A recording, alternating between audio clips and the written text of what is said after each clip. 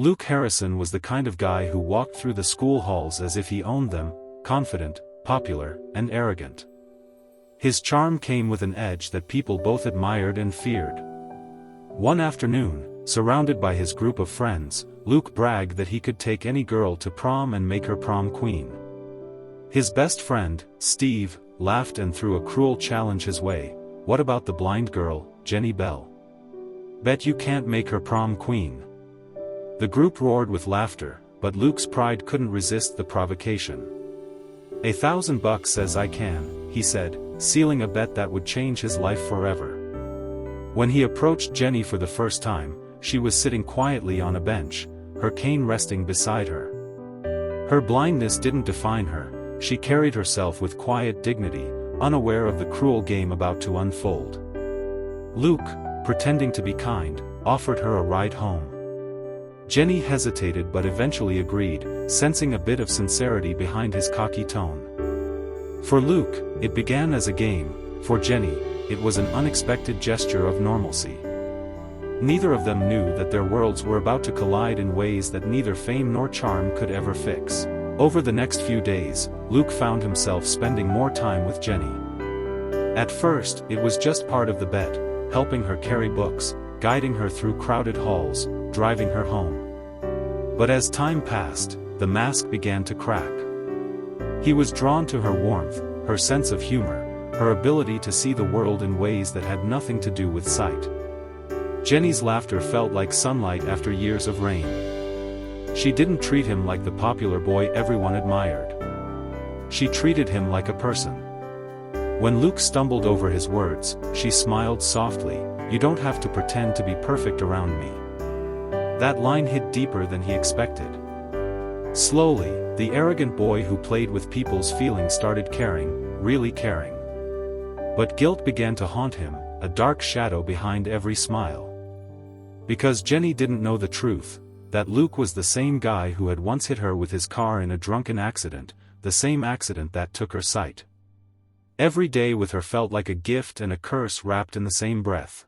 One night, while hanging out with Steve, Luke's guilt boiled over. "She lost her sight because of me," he confessed, his voice trembling. Steve froze, disbelief washing over him. The truth spilled out. The night of the accident, they were both drunk. Luke had been behind the wheel of his bright orange car when he struck someone crossing the street. They panicked and drove away, never knowing who the victim was. Now, standing in the present, Luke realized it was Jenny. The girl he had fallen for. The confession broke something inside him. Steve tried to convince him to forget it, to hide it, but Luke couldn't live with the lie anymore. Every moment with Jenny felt heavier.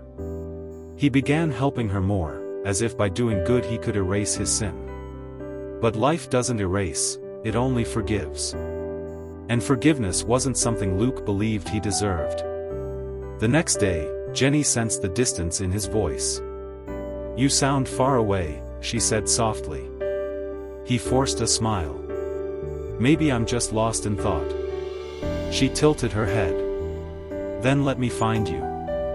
Those words felt like a knife in his chest. He wished she could, but he was too deep in the darkness he created. Prom night arrived like a dream draped in fairy lights and promises.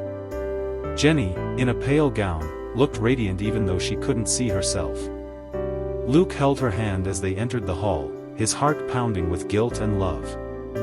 For a brief moment, it felt like redemption, until Steve, drunk and bitter, exposed everything. In front of the crowd, he shouted the truth. "You were just a bet, Jenny. $1,000 to make you prom queen."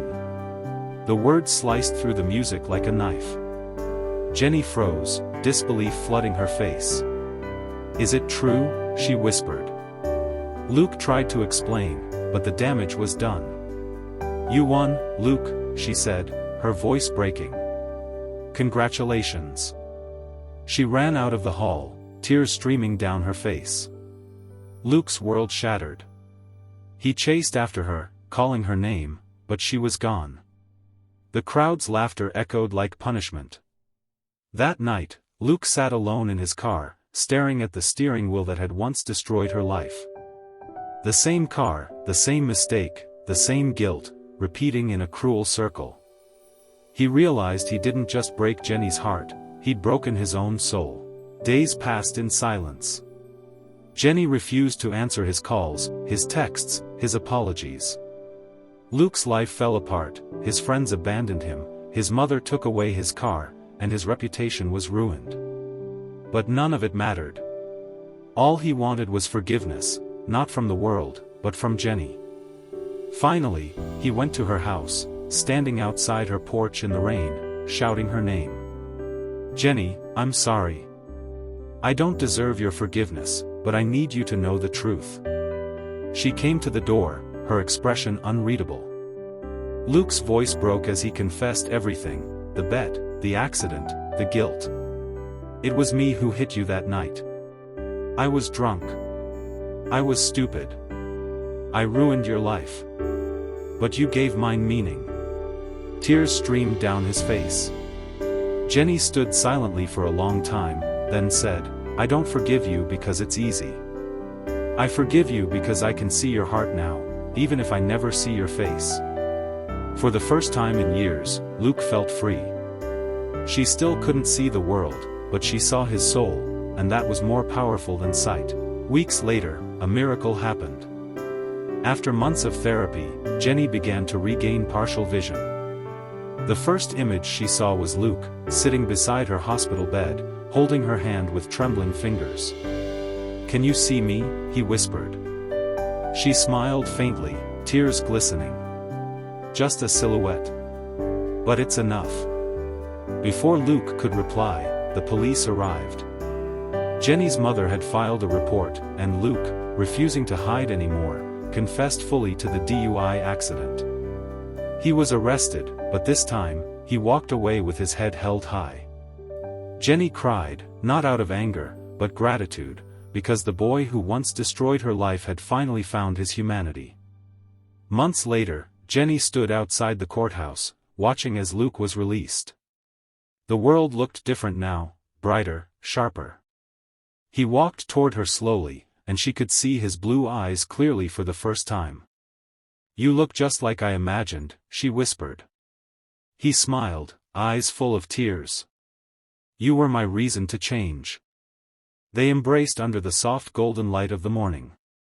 True love, she realized, isn't about what the eyes can see, it's what the heart never forgets.